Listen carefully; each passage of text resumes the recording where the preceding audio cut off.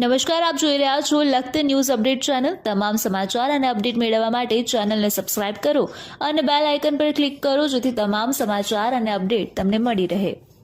જૂનાગઢ જિલ્લાના માંગરોળ શહેરના નાના વેપારીઓ દ્વારા ધારાસભ્યોને મૌખિક રજૂઆત કરવામાં આવી હતી। વેપારીઓ મૌખિક રજૂઆત કરવા ધારાસભ્ય પાસે પહોંચ્યા હતા।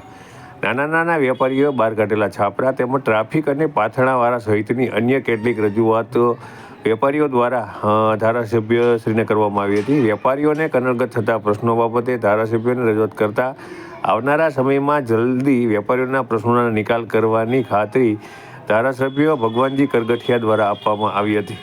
માંગરોળ શહેરમાં હાલ ડિમોલેશનની કામગીરી પૂરજોશમાં કરવામાં આવી રહી છે અને આ ડિમોલેશન કામગીરીથી નાના વેપારીઓને હેરાન કરવામાં ન આવે તેવી રજૂઆત કરવા વેપારીઓ ધારાસભ્ય શ્રી ભગવાનજી કરગઠિયા પાસે પહોંચ્યા હતા અને તેમના પ્રશ્નો તેમના દ્વારા રજૂ કરવામાં આવ્યા હતા અને જણાવવામાં આવ્યું હતું કે તેમને ડિમોલેશનના નામે પાલિકા દ્વારા હેરાન કરવામાં ન આવે તે ખાસ જોવા તેમને વિનંતી કરવામાં આવી હતી। ત્યારે મોટી સંખ્યાની અંદર જે વેપારીઓ છે તે ધારાસભ્યશ્રીને રજૂઆત કરવા તેમની પાસે પહોંચ્યા હતા અને તમામ વેપારીઓ દ્વારા ધારાસભ્યશ્રીને મૌખિક રજૂઆત કરવામાં આવી હતી।